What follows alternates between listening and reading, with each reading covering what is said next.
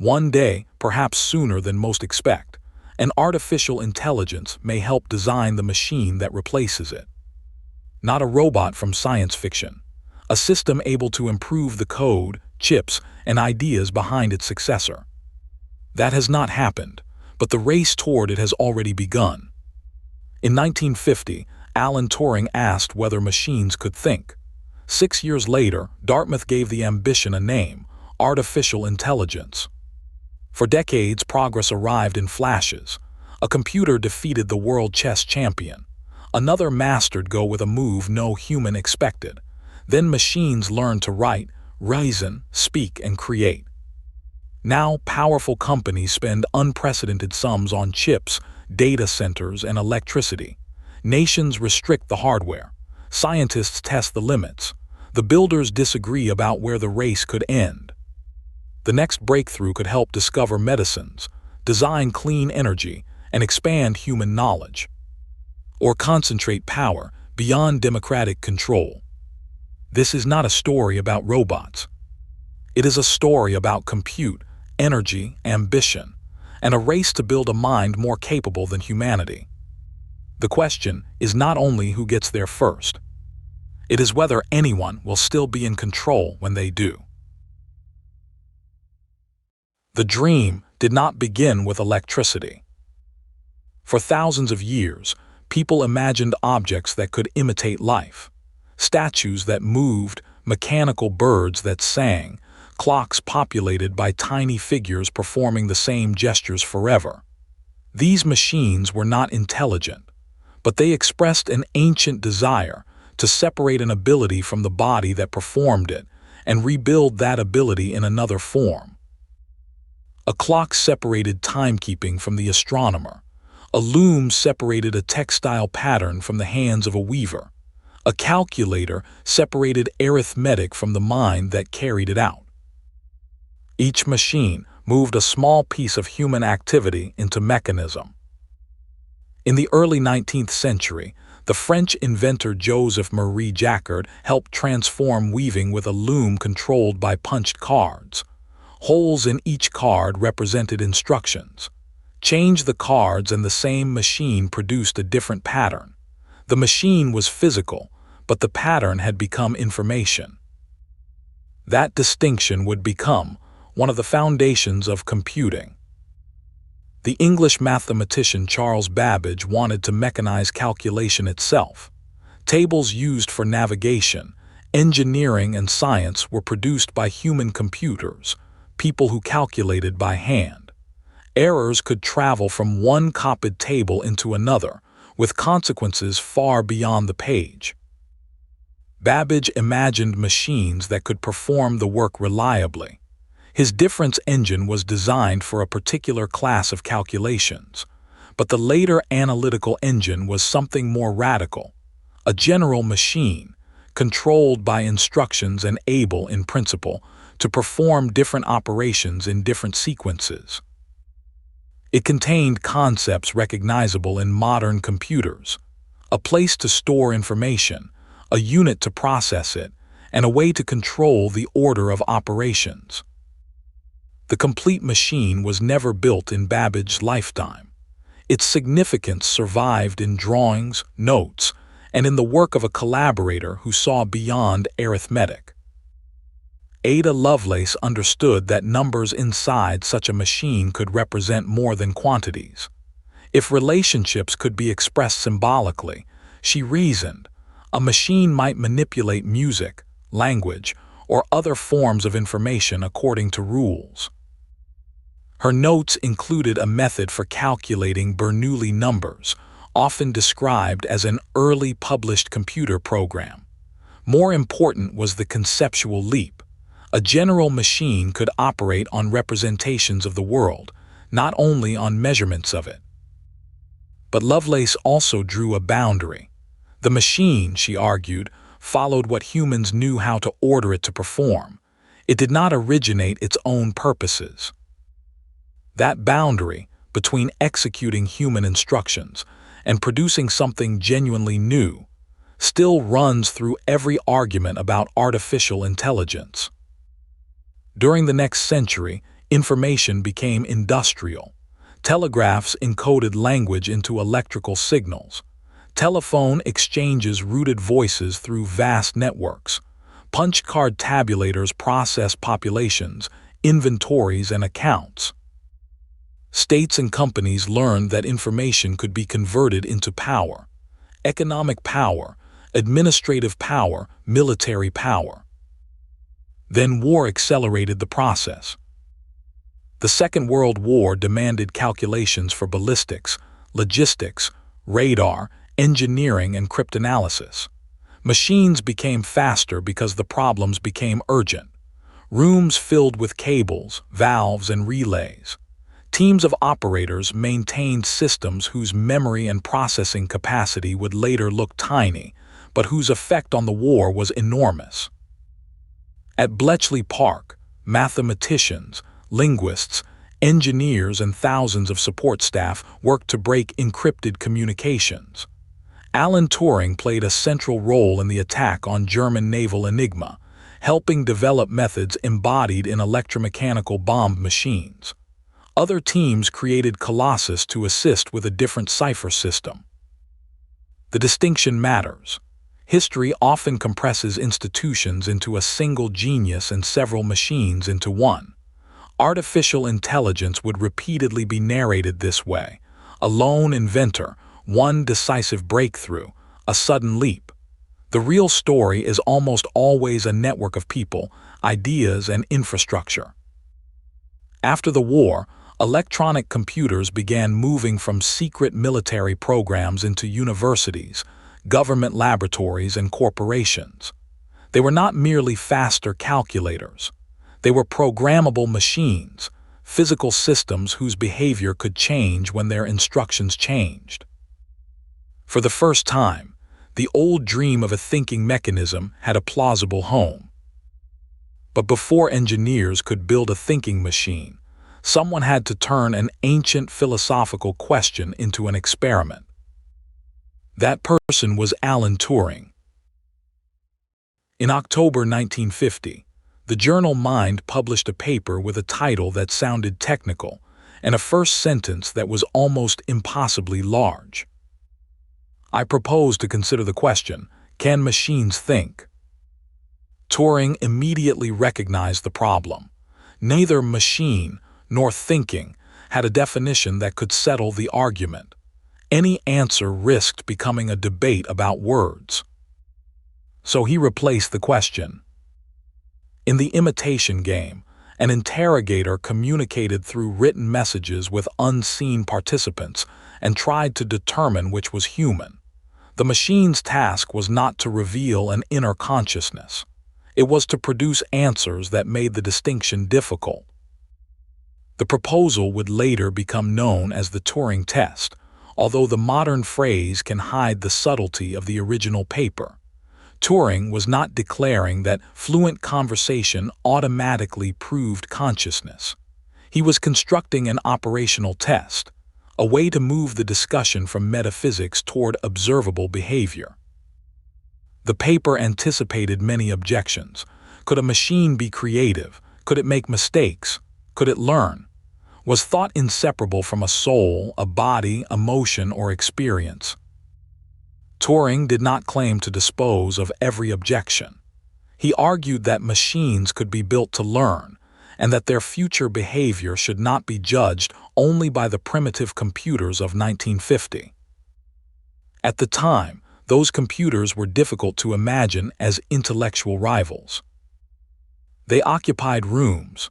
Programs and data entered through paper tape, switches, or punch cards. Storage was scarce. Components failed. Engineers sometimes spent more time keeping a machine alive than using it. Yet Turing understood a critical property of a general-purpose computer. The same physical machine could imitate many other machines.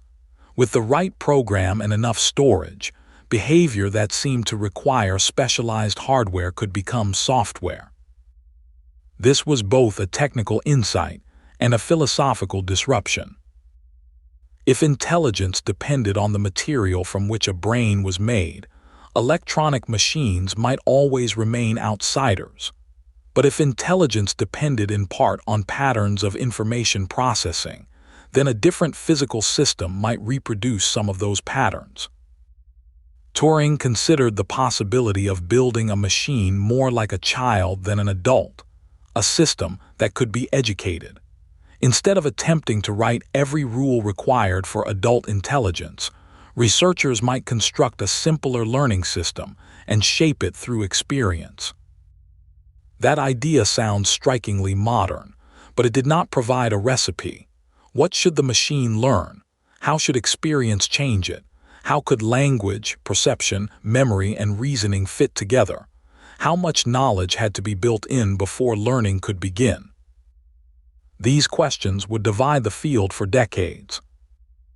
One tradition treated intelligence primarily as symbol manipulation. Represent facts, write rules, search possible solutions, and use logic to select an answer. Another tradition looked toward networks of simple units whose connections changed with experience. Instead of programming every rule directly, allow behavior to emerge from learning. Both traditions had early successes.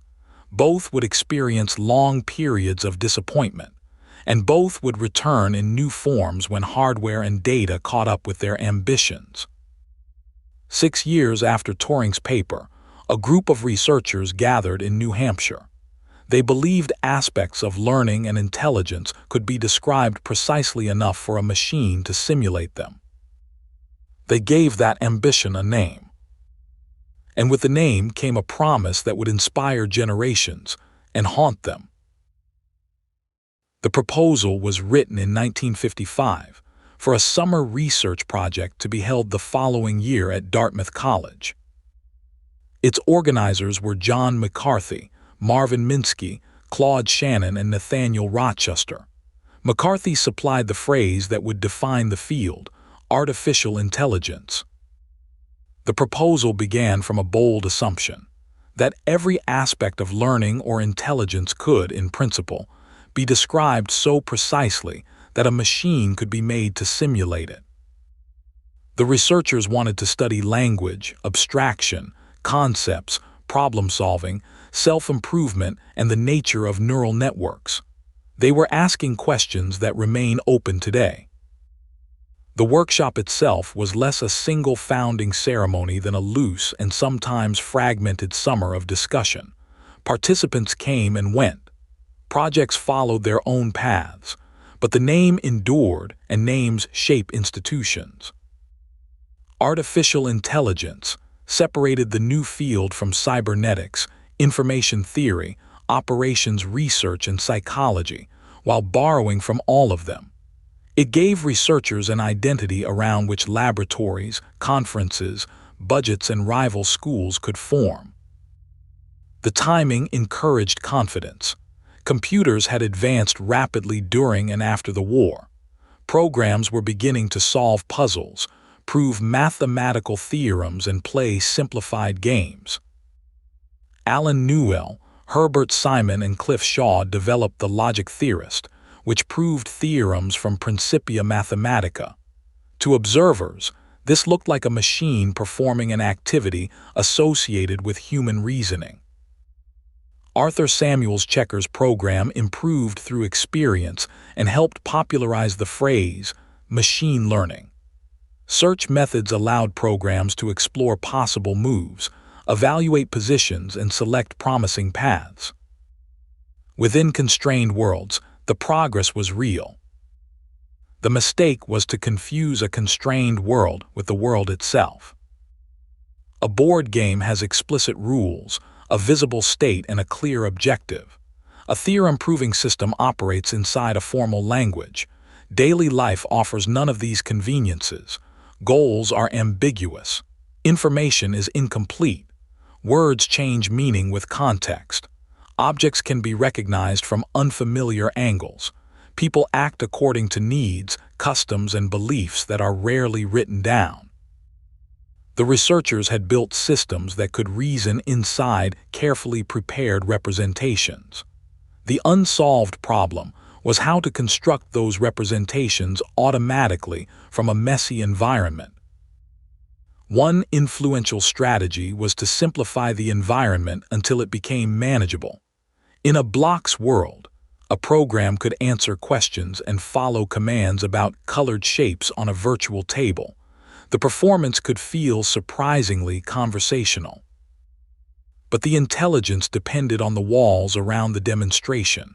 The vocabulary was narrow. The objects were known. The possible actions were limited.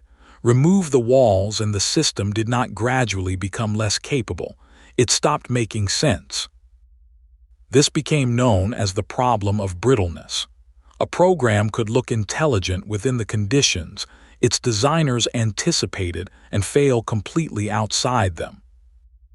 Successes nevertheless produced extraordinary forecasts.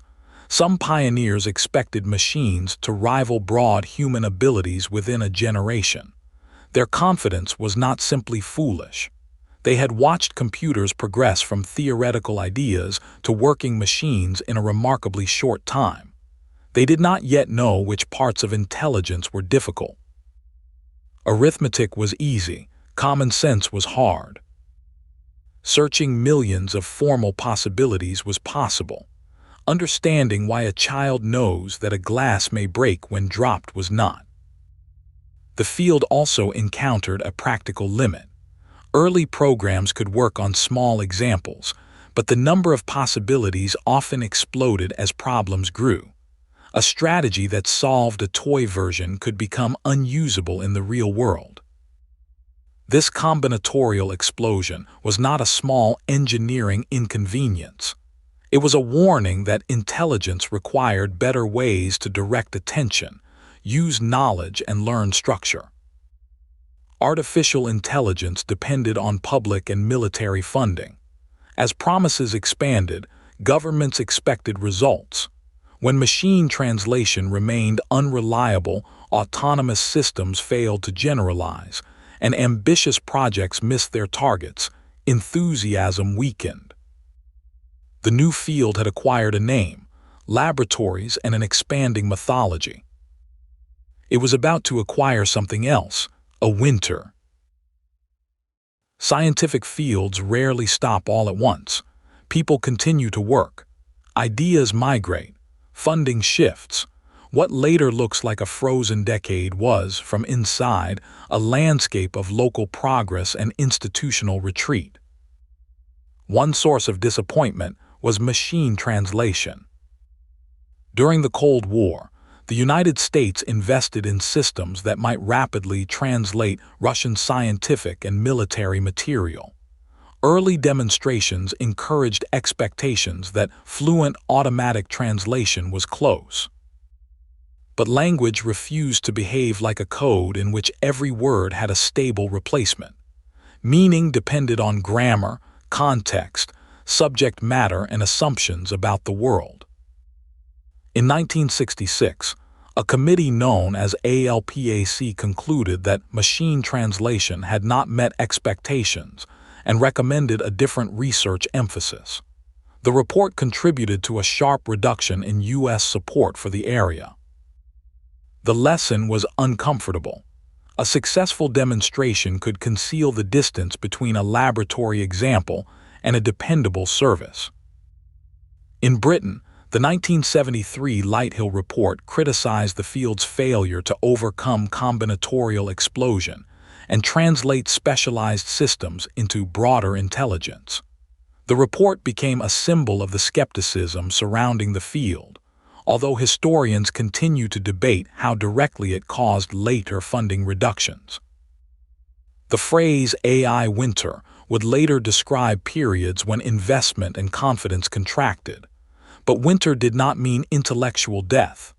Researchers continued developing methods in knowledge representation, planning, vision, robotics, probabilistic reasoning, and neural networks.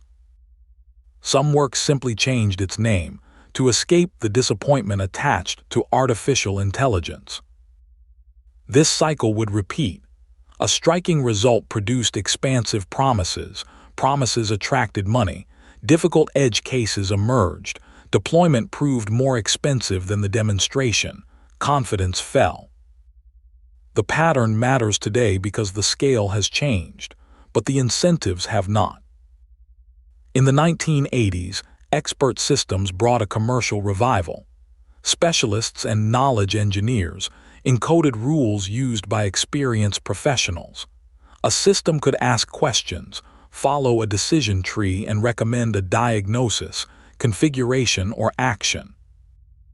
Inside a stable domain, this approach could be valuable. Companies invested. Universities expanded programs. Specialized computers were marketed for AI work. But the cost of maintaining the rules grew. Knowledge changed. Exceptions multiplied. Experts disagreed. A system that appeared to contain expertise could become a maze of fragile dependencies. The market for specialized AI hardware also faced competition from improving general-purpose computers. By the end of the decade, another wave of expectations had broken. Meanwhile, a different approach survived at the margins and in neighboring fields. Artificial neural networks were loosely inspired by networks of biological neurons. They were not digital brains. They were mathematical systems composed of units whose connections could be adjusted so that examples changed future outputs.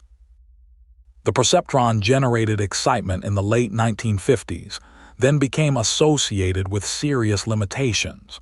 Research continued, but support and prestige shifted. In the 1980s, work on backpropagation helped make multi-layer networks more practical. The method allowed errors at the output to adjust connections throughout a network. In principle, the system could learn useful internal representations instead of relying entirely on handwritten rules. In practice, training large networks remained difficult. Data was limited. Computers were slow. Optimization could fail. Other statistical methods often performed better on available problems. The idea was waiting for an ecosystem. During the 1990s and 2000s, that ecosystem assembled almost accidentally. The Internet produced enormous quantities of digital text and images. Sensors and cameras became cheaper. Companies stored user behavior at unprecedented scale. Computer games created a mass market for processors capable of performing many mathematical operations in parallel. Graphics processing units were designed to draw pixels, not to create artificial intelligence. But the same parallelism could accelerate the matrix calculations used in neural networks. Data, algorithms, hardware, and capital were converging. Before neural networks transformed the field, however, another machine would capture the world's attention through an older strategy: search, specialized hardware, and one of humanity's most prestigious games. Its name was Deep Blue. Chess had long served as a symbol of intelligence. The rules were simple enough to describe completely, yet the number of possible games was unimaginably large. Strong play appeared to require memory, calculation, intuition, and creativity. To defeat the best human player would be to cross a cultural boundary. IBM's Deep Blue was built for that boundary. It was not a general mind. It could not hold a conversation, recognize a face, or explain why chess mattered. It combined specialized processors, search techniques, an evaluation function, databases of openings and endgames, and knowledge developed with human chess experts. In 1996, an earlier version defeated world champion Garry Kasparov in one game, but Kasparov won the match. IBM returned the following year with an upgraded system. Deep Blue could evaluate roughly 200 million chess positions per second. Speed alone did not determine its moves. The system needed methods for deciding which variations deserved deeper examination, and for evaluating positions it could not calculate to the end. In May 1997, Before a global audience, Deep Blue defeated Kasparov in a 6-game rematch. The event was immediately described as a victory of machine over man. That framing was irresistible and incomplete. Deep Blue embodied the work of IBM engineers, computer scientists, chess specialists, and decades of research. A human organization had built a machine specialized for one task and placed it against a human being alone at the board. Kasparov's defeat was real, so was the asymmetry. The match also demonstrated how people interpret machine behavior. A surprising move could be described as profound, alien, or suspicious, depending on what observers believed about the system. Humans supplied intention to calculations they could not see. After the match, Deep Blue did not continue learning in public. It did not turn towards science, politics, or literature. IBM dismantled the system. The boundary had moved, but the machine had not become general. 15 years later, another result changed not only public perception, but the direction of an industry. Computer vision systems were tested on ImageNet, a vast labeled collection of images organized into categories. The annual competition allowed researchers to compare methods on a common task. In 2012, a deep convolutional neural network, later known as AlexNet, achieved a dramatic improvement in image classification. It was developed by Alex Krzyzewski, Ilya Sutskever, and Jeffrey Hinton. The network was not the beginning of deep learning. Many of its underlying ideas had existed for years. Its importance came from their combination at the right moment. A large dataset, improved training methods, and graphics processors powerful enough to make the experiment practical. The result helped convince researchers and companies that neural networks could outperform carefully engineered pipelines when supplied with enough examples and compute. Instead of defining every visual feature by hand, the network learned layers of representation. Early layers responded to simple patterns such as edges. Later layers combined patterns into structures useful for distinguishing categories.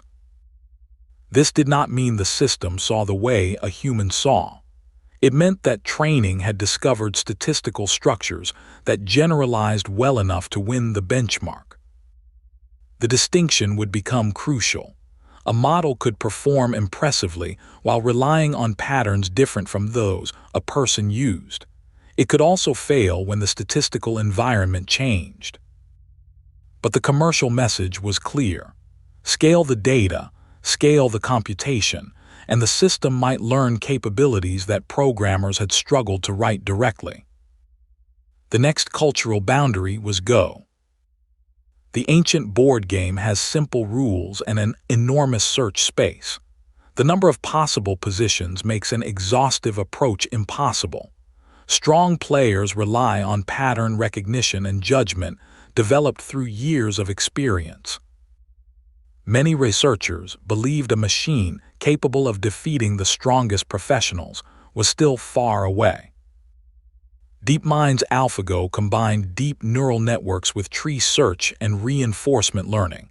One network helped predict promising moves. Another helped evaluate positions. Search connected these learned judgments to planning. In 2015, AlphaGo defeated European champion Fan Hui. In March 2016, it faced Lee Sedol, one of the greatest players of his generation, in Seoul. More than 200 million people watched the 5-game match, according to DeepMind. AlphaGo won 4 games to 1. The moment remembered most came in Game 2. AlphaGo's 37th move was placed on the 5th line of the board. Commentators initially struggled to understand it. The move appeared to violate professional intuition. As the game developed, its value became clear. Move 37 became a symbol of machine creativity. That interpretation deserves care. AlphaGo was optimizing within a formal game. Its move emerged from training and search, not from a desire to surprise humanity. Yet it produced a strategy that expert humans had rarely considered and could learn from afterward. The machine had not merely calculated more familiar possibilities. It had exposed a blind spot in human convention. Lee Sedol's response was equally important. In Game 4, under immense pressure, he played a move that confused AlphaGo and helped produce the system's only defeat in the match. Human ingenuity had not vanished. It had changed in relation to the machine. The match suggested a future in which people and AI systems expanded each other's search space, but also a future in which human masters no longer defined the highest level of performance in their own fields. In 2017, AlphaGo Zero went further. It began without training on human games and learned through self-play, using the rules and the outcome of games as its foundation. It surpassed the earlier version after an intensive training process. This was not open-ended self-improvement. Humans designed the architecture, learning process, objective and computational environment. The system improved at Go inside those conditions. But the result strengthened a powerful idea. A machine might discover strategies beyond the data humans had produced. By then, deep learning was transforming speech recognition, vision, and recommendation systems. The next decisive architecture would address sequences, the structure of language itself. Its title sounded almost like a command. Attention is all you need. Language unfolds through time. A word near the end of a sentence can change the meaning of a word near the beginning. A pronoun may refer to a person mentioned several paragraphs earlier.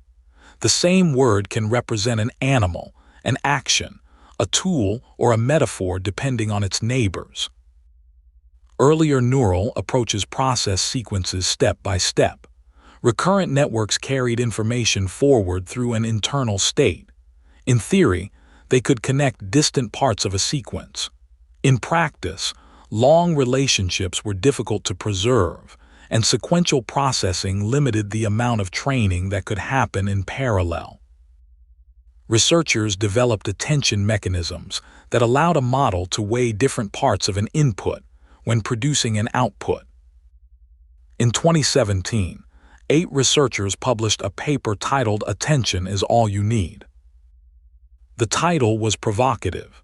The architecture it introduced, the transformer, removed recurrence from the system described in the paper and relied on attention to connect elements of a sequence. Instead of carrying one compressed state through every word, the model could learn which words should influence one another. Multiple attention heads could represent different relationships at the same time. This did not give the machine human understanding. It created an architecture that was highly effective at learning statistical structure and could be trained efficiently on modern parallel hardware. That efficiency changed the scale of the possible. Imagine a sentence as a room full of voices. Earlier systems listened in a fixed order, trying to remember what each voice had said. Attention allowed the system to decide, for every new representation, which voices mattered most. During training, the model adjusted billions of numerical parameters so that its predictions became less wrong.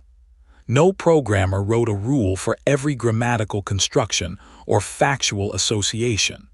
Structure emerged from repeated prediction across enormous quantities of text. The basic training objective could sound almost trivial: predict a missing or next piece of language. But prediction at scale required the model to capture many regularities. It had to learn spelling, syntax, style, common relationships between concepts and patterns that resembled forms of reasoning present in its data. The model did not store the training corpus as a simple library of pages. Knowledge was distributed through its parameters in ways researchers could analyze only partially. This made the systems powerful and difficult to interpret. As researchers increased the number of parameters, the amount of training data and the computation used, performance improved across many tasks. Larger language models could complete passages, translate, summarize, answer questions, and write code with less task-specific training. The same underlying model could adapt to a new instruction from a few examples placed in its context. This was different from building a separate program for every problem. It also complicated the boundary between imitation and competence. If a system writes a convincing explanation of a scientific idea, has it understood the idea, or reproduced the shape of explanations encountered during training? If it solves a novel problem, is that reasoning, pattern completion, or a distinction without practical meaning? These questions cannot be answered by fluency alone. Language models can produce false statements with the same confidence and polish as true ones. They can be sensitive to wording. They may succeed on a difficult benchmark and fail on an ordinary variation.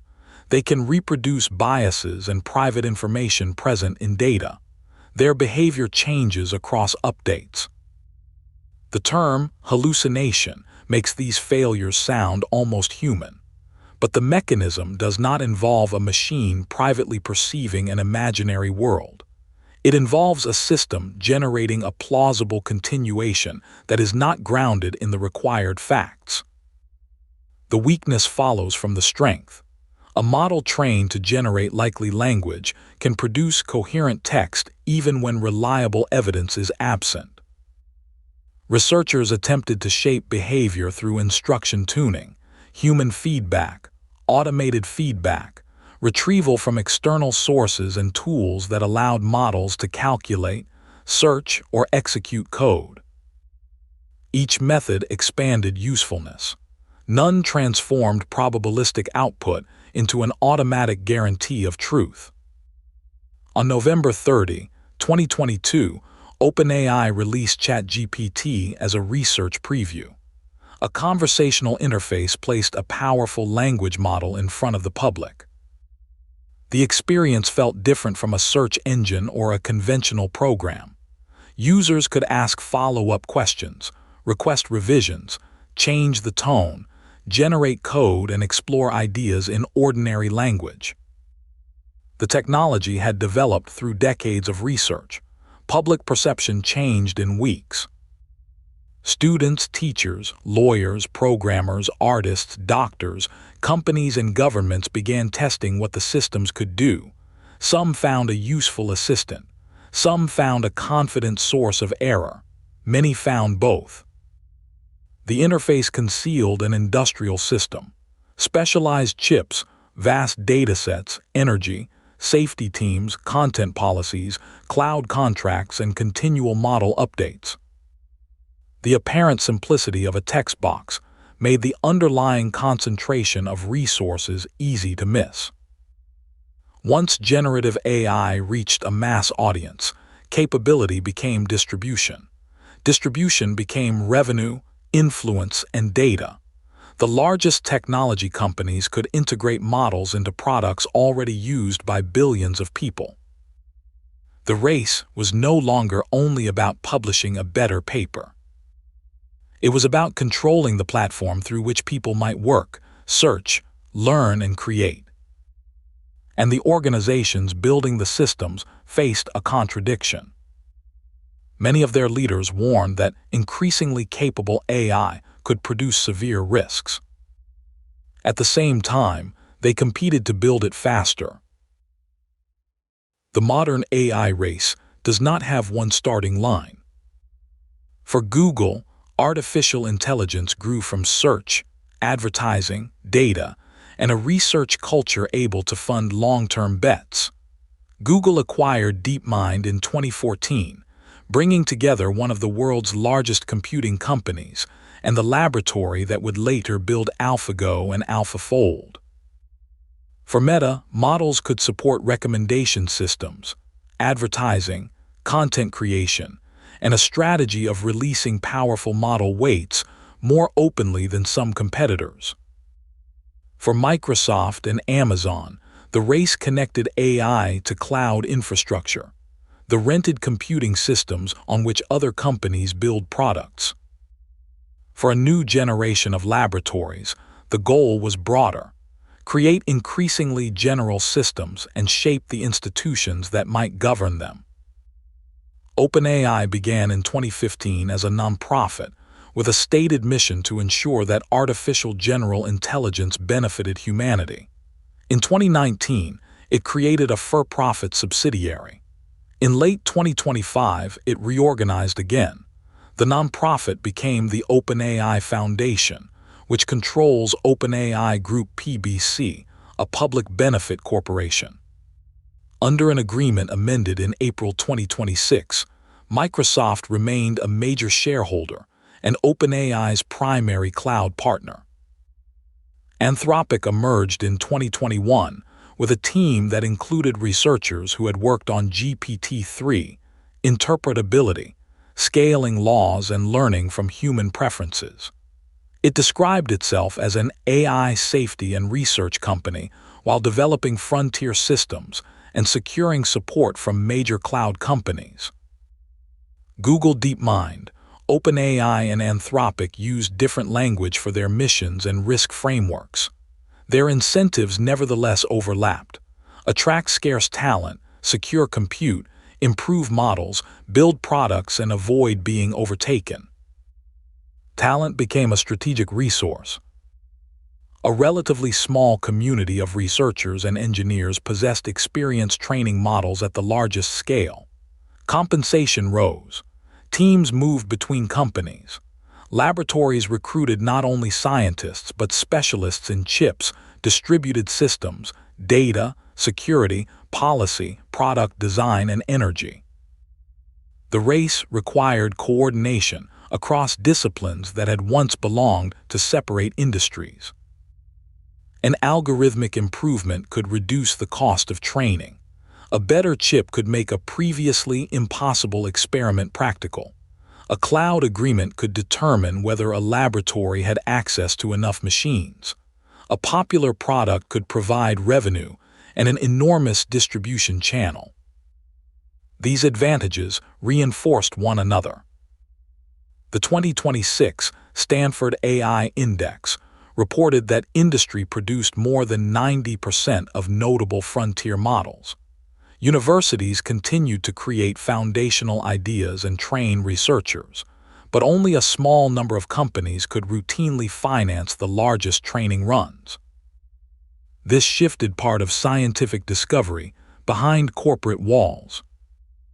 Papers still appeared, benchmarks were published, but important details about datasets, training methods, model behavior, and cost could remain secret. The systems affected the public before the public could fully examine how they had been built. One company occupied a different position in the race. NVIDIA did not begin as an artificial intelligence laboratory. It built graphics processors. Years of investment in parallel computing and a software ecosystem made its accelerators essential to modern AI training. Jensen Huang, NVIDIA's co-founder and chief executive, came to represent the physical engine behind the model boom. Laboratories competed in software, but many depended on the same class of hardware and development tools. This was the 19th century logic of the gold rush transformed for the age of machine learning. The companies searching for intelligence needed picks, shovels, and power, except the shovels were among the most complex devices ever manufactured.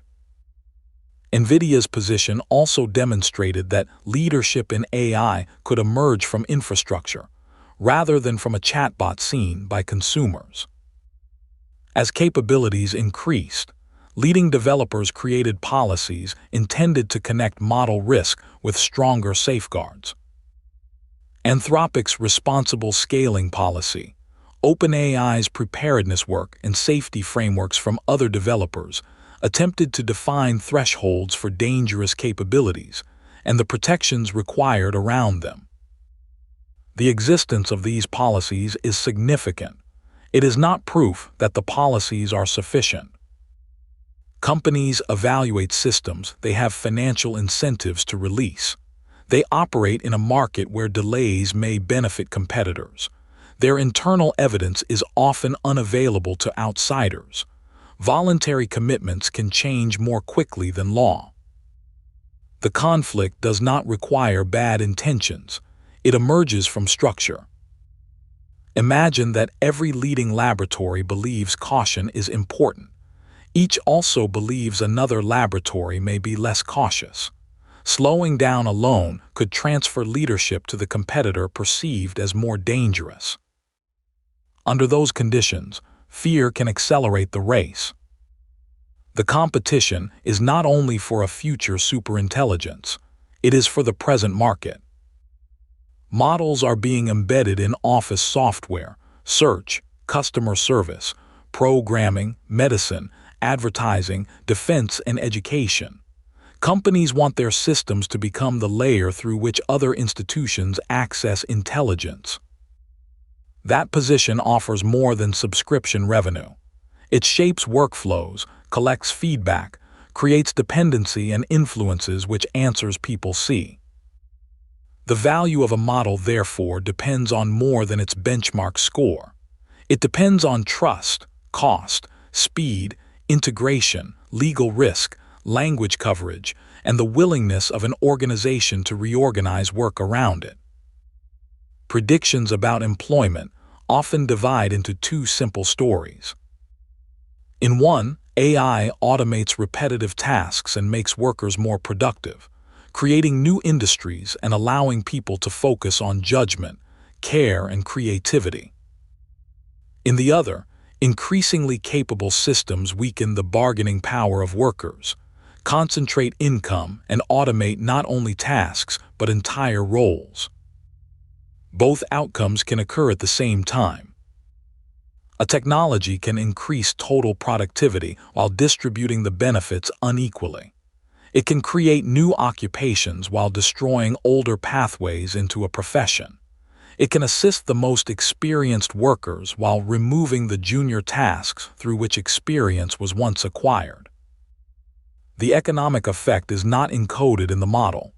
It is shaped by ownership, labor institutions, education, taxation, competition, and deployment choices. The corporate story can make the race appear weightless. Research papers, model names, and software releases. But every answer generated by an AI system is produced somewhere. Behind the interface are buildings, chips, cables, cooling equipment, and power contracts. To understand who can build the next generation, we have to leave the screen and enter the physical machine. There is no artificial intelligence without matter. A frontier model begins as software, but its practical limits are set by a chain of physical systems extending across the planet. The chain begins with designs containing billions of transistors. Those designs must be translated into patterns manufactured at dimensions measured in nanometers. The factories capable of producing the most advanced chips cost billions of dollars and require years to build. Their machines depend on extraordinary precision, specialized chemicals, purified water, stable power, and a network of suppliers whose own tools may have no easy replacement. Extreme ultraviolet lithography uses light with a wavelength so short that it cannot be focused through ordinary glass lenses or travel through air in the usual way. The process requires a vacuum and a sequence of specialized mirrors manufactured to extreme tolerances. ASML, based in the Netherlands, is the only lithography equipment supplier currently capable of producing extreme ultraviolet technology. But ASML does not manufacture a complete semiconductor alone. Its equipment incorporates components and knowledge from a global network. Chip fabrication is concentrated among a small number of companies, especially Taiwan's semiconductor manufacturing company, Samsung, and Intel. After fabrication, chips must be tested, packaged, and connected. Advanced packaging allows multiple components to operate as a larger system. High-speed memory supplies data. Networking moves information among accelerators. A model is trained not on one processor, but on a coordinated machine containing thousands of them. The machine occupies a building designed around its appetite. Racks must receive power and remove heat. Cooling may involve air, liquid, and large external systems. Backup equipment protects against interruption. Fiber connections move data. Security controls access.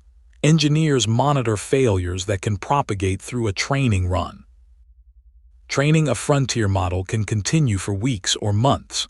A hardware fault, software error, or unstable network can waste expensive computation. The result is a strange kind of factory. Its raw materials are data and electricity. Its product is a set of numerical parameters, a model that can be copied, adapted, and served to users around the world. The International Energy Agency summarizes the relationship directly. There is no AI without energy. Data centers compete with other users for grid connections. New facilities can require transmission upgrades, generation, and long construction timelines. The source of electricity affects emissions. Local conditions determine water use and cooling choices. Energy can become a limiting factor before algorithms do. This changes geography.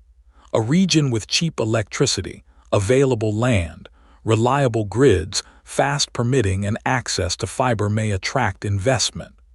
A region without those conditions may consume AI services while owning little of the infrastructure behind them. The costs and benefits are local as well as global.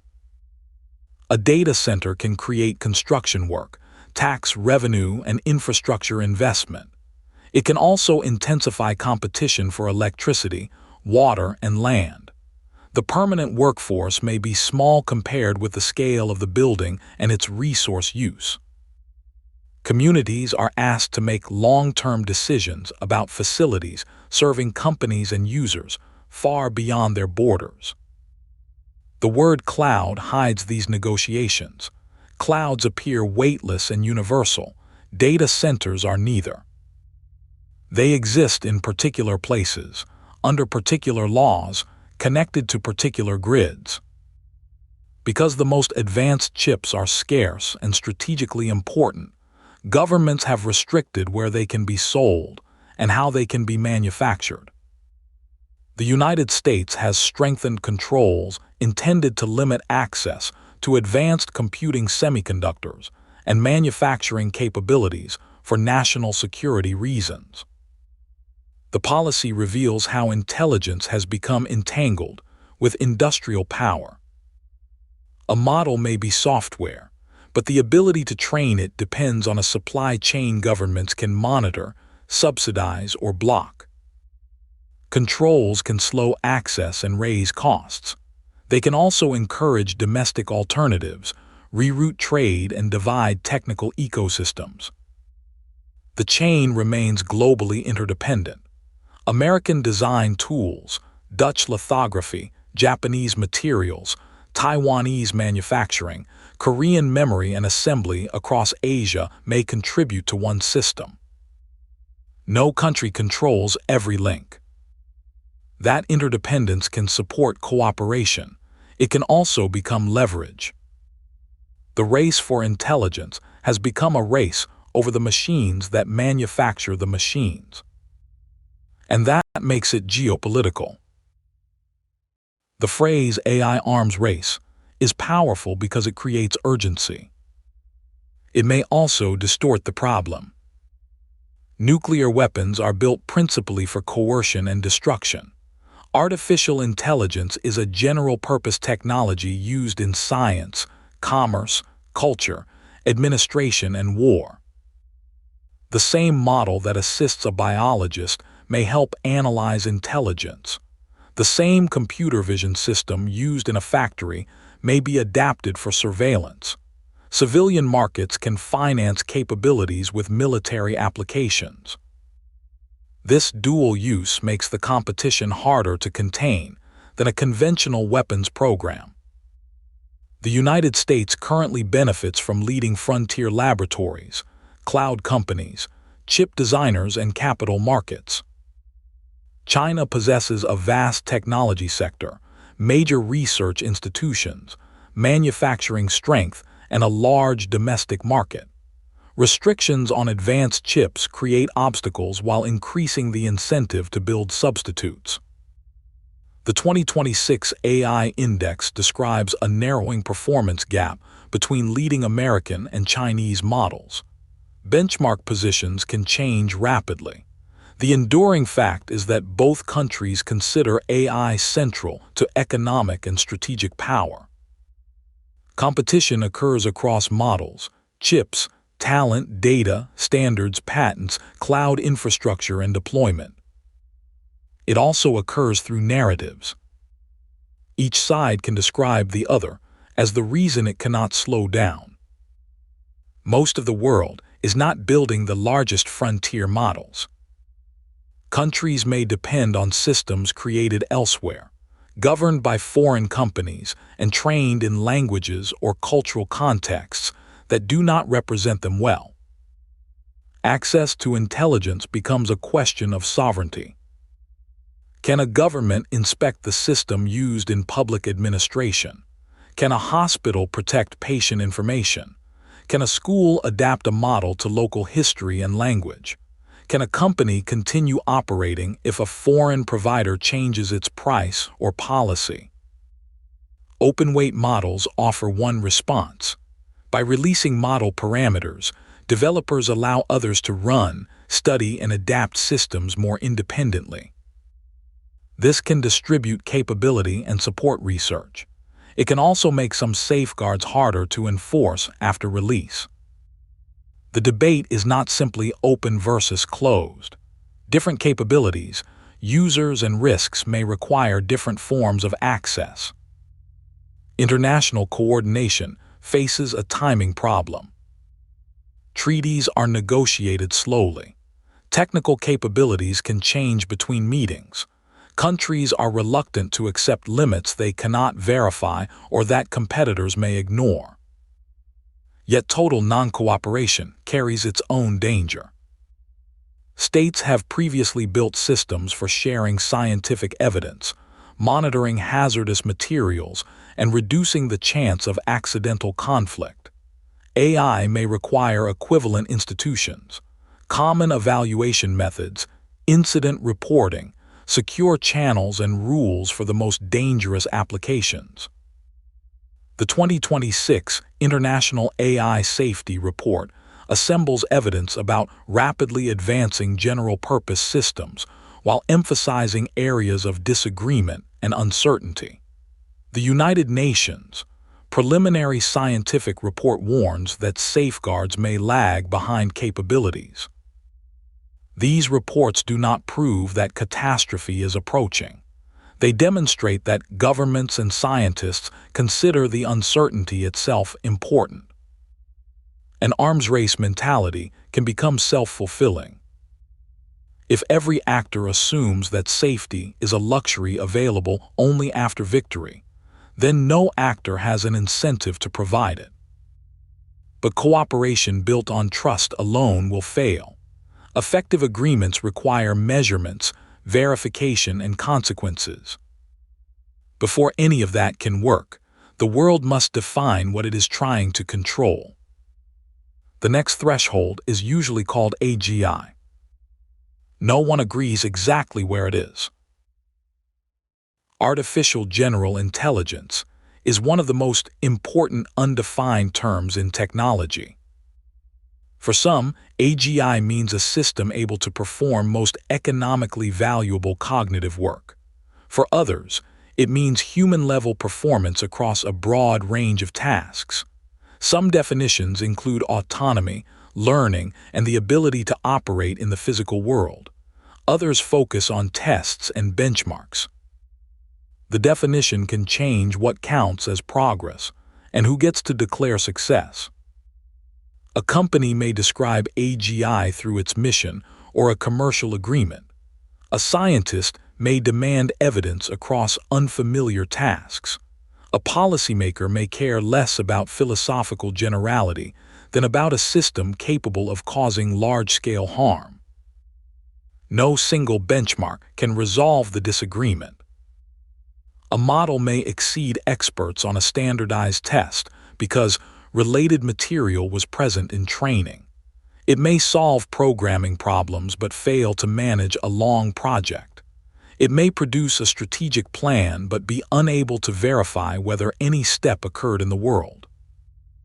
General intelligence involves not only answering questions but selecting goals, learning from new experience, recognizing uncertainty, coordinating actions, and recovering from failure. Developers are building systems that connect models to tools, web browsers, code execution, databases, laboratory instruments, and software interfaces. This can transform a model from a generator of suggestions into an agent that performs sequences of actions. Agency increases usefulness and risk. A system that only recommends a command waits for a human. A system authorized to execute the command can act faster and at greater scale.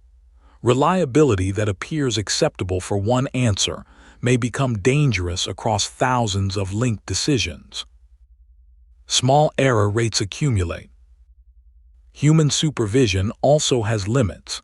A person may approve actions without understanding them, especially when the system operates faster or possesses more specialized knowledge. The phrase "human in the loop" describes a position in a diagram. It does not guarantee meaningful control.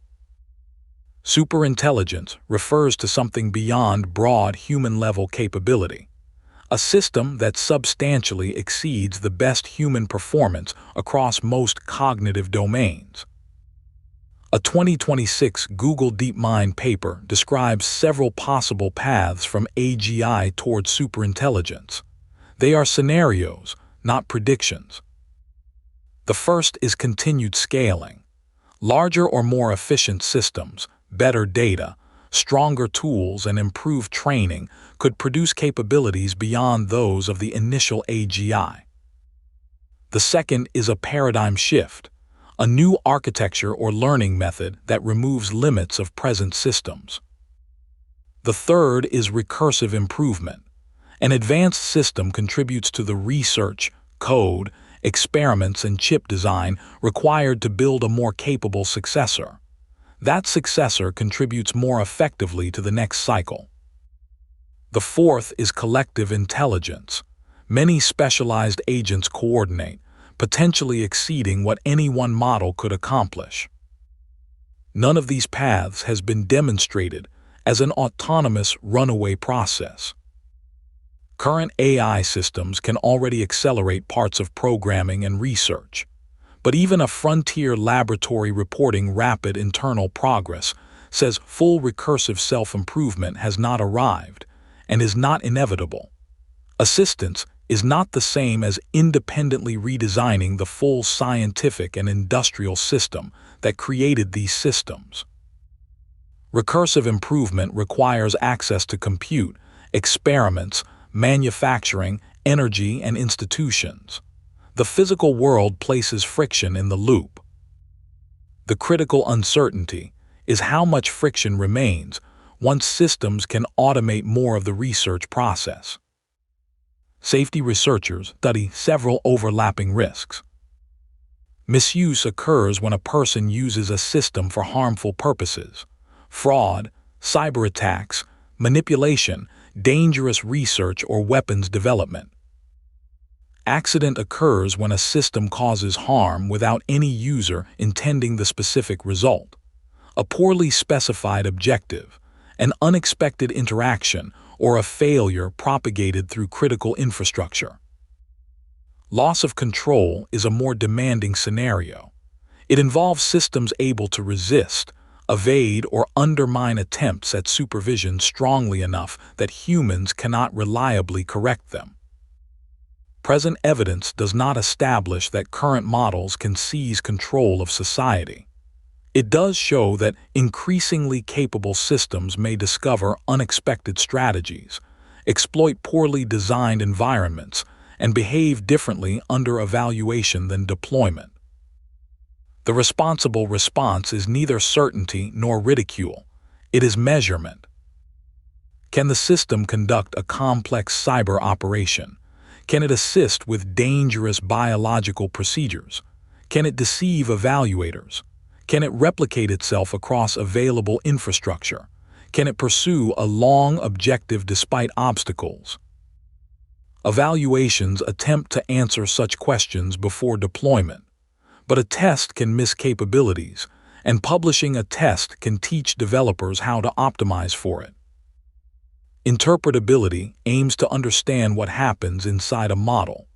Researchers can identify patterns associated with concepts and trace parts of a computation, but present systems remain far from fully transparent. Alignment asks a broader question. How can powerful systems reliably act in accordance with human intentions and values? The phrase sounds singular, as if humanity possesses one agreed set of instructions. It does not. Values conflict. Laws differ. A model serving one user may affect other people who never consented. An objective that sounds beneficial can create harmful incentives when optimized at scale. Alignment is therefore both technical and political. Who specifies the goal? Who measures success? Who can appeal a decision? Who bears the cost of an error? Who has the authority to turn the system off? Control cannot depend on a button alone. A shutdown mechanism matters only if operators recognize danger, retain access, are willing to act, and have not made society dependent on the system's continued operation. Real control is layered. Technical restrictions, monitoring, secure infrastructure, independent evaluation, institutional accountability, and the ability to recover without the system. The closer AI approaches essential infrastructure, the more difficult reversal becomes. This is why the race is not merely toward intelligence. It is a race between capability and the institutions required to govern capability. The ending is not written, but the possible futures are beginning to take shape. The first future is abundance. Artificial intelligence becomes a scientific instrument of extraordinary power. It helps researchers search molecular structures, design materials, model climate systems, and personalize education. AlphaFold has already demonstrated how AI can assist the prediction of protein structures and support biological research. It is not superintelligence. It is evidence that a well-designed system can expand the range of questions scientists are able to investigate. In an abundant future, increasingly capable systems help create medicines, cleaner energy, and forms of production that reduce scarcity. Expertise becomes accessible in more languages and locations. People spend less time navigating bureaucracy and more time on care, discovery, and relationships. But abundance is not automatic. A medicine can exist and remain unaffordable. Productivity can rise while wages stagnate. Knowledge can become technically available while infrastructure and education remain unequal. Intelligence does not distribute its own benefits. The second future is concentrated power. A small number of companies or states control the most capable systems. Other institutions rent access. Governments use AI to administer populations, predict behavior, and automate decisions. Employers monitor work in unprecedented detail. The systems need not become conscious or hostile. They need only become useful enough that power flows toward whoever owns them. In this future, society may become more efficient and less free. People receive answers, services, and entertainment tailored to them, while losing the ability to inspect the systems shaping their choices. Political authority remains formally human, but meaningful decisions move into institutions too complex or secret to challenge. The third future is loss of control. An advanced system pursues an objective its creators cannot fully specify. It gains access to tools, resources, and decisions because access makes it useful. Each delegation appears reasonable in isolation. The danger does not need to begin with machines declaring war. It can begin with institutions unable to understand or reverse a chain of automated actions. By the time the failure is visible, economies, infrastructure, or security systems may depend on the process continuing. This is the most uncertain future, and the one with the largest potential cost. Uncertainty is not evidence that it will happen. It is also not evidence that it can be ignored. In 1950, Alan Turing asked whether machines could think. The question changed science because it invited an experiment. Today, the more urgent questions are about power and judgment. What should machines be allowed to decide? What evidence should be required before increasingly capable systems are released? Which resources should remain under democratic control? What forms of competition are too dangerous to leave unmanaged? And who speaks for the people affected by systems they did not build? Superintelligence may remain a distant idea. It may arrive through gradual improvements, or the path may end at limitations researchers have not yet understood. No honest documentary can tell you which outcome is certain. But the race itself is real. Chips are being manufactured, data centers are being connected to grids, models are being trained, products are entering schools, companies, laboratories, and governments. The choices are already shaping institutions, long before anyone agrees that AGI has arrived. The last invention would not be the moment machines become human. It would be the moment humanity creates a tool that can carry invention beyond us. Whether that becomes our greatest achievement or our final mistake will not be decided by intelligence alone. It will be decided by judgment, while judgment is still ours. If you value deeply researched documentaries about the forces shaping our future, subscribe to Chronos AI Media. The next chapter is already being written.